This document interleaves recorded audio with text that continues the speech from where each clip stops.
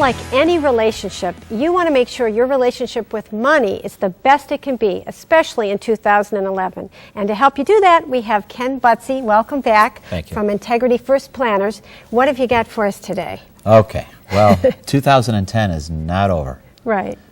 Well, yes, it is. No, we're in 2011, but 2010 is not over. Oh, I see. Okay, so here's the scoop. If you haven't funded your IRA for 2010, you may still be eligible to do so, provided you haven't filed your tax return yet. Okay. So the rule is basically you have up until April 15th or until your tax filing date, okay, but not beyond April 15th. So if you haven't filed your tax return yet and you want to contribute to your IRA, you can still do so as a 2010 contribution. Do most people contribute early in the year, or do they wait till the last? Absolutely not. They don't? Okay, I wondered about that. Well, yes, they do contribute early in the year for the previous year. Oh, okay. No, we're very, very busy up until the last day. The problem is, and really why I wanted to bring it up now, is because we'll always get a call somewhere in the middle of April. Hey, I'm going to stop over to the office and drop off a check. Did you file your tax return yet? Oh, yeah, I filed it 3 weeks ago and got my refund. Oh, that's not going to work. It doesn't work. Right. So you have to do it at the time you file or before you file. Okay. Okay. So now help me understand that there are different kinds of IRAs. So Oh, right. How does Well, that and work? what we're talking about here is in this particular case, there's the traditional IRA and the Roth IRA. And then some people who have small businesses have other kinds of IRAs, and they have different Like the deadlines. SEP. The SEP, the simple, Right. those kinds of things. The other thing that I wanted to talk about as it pertains to IRAs, and this is a really big problem, and it's going to get a lot worse, is people moving their IRAs from one place to another. Okay, you can do that, but there are two ways to do it. One is called direct rollover, and that means that you're leaving like your company.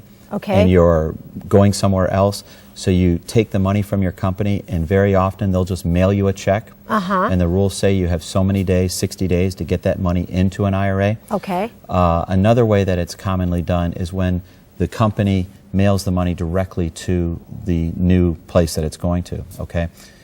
We always prefer money go directly from one bank to another, or from the company directly to where the investments are going to be held, as opposed to them mailing you the money. And here's the problem that comes up. Okay. You get mailed this check, okay, because they just mail it to you and they make it payable to Kathy Dawson, $1 million. Okay? That'd be nice. There you go. Yeah. So they're mailing you $1 million, and now you have 60 days to get it into the account, otherwise it's all taxable. Oh, okay? my gosh. But here's where the people are messing this up a little bit, is you can only do that one time in a 12-month period.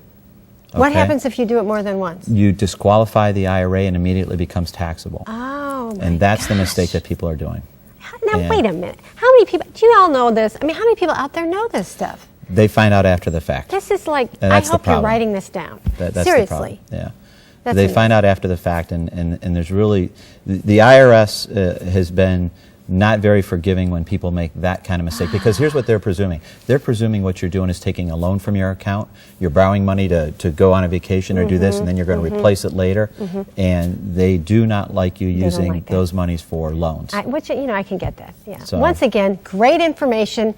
Always helps me. I'm hoping it's helping you. If you'd like to get a hold of Ken, you can do so by calling him at 216-751-4229 or going to your website at integrityfirstplanners.com. Thanks again. Thank you. Stay tuned. We have Ask Coach Kathy coming up.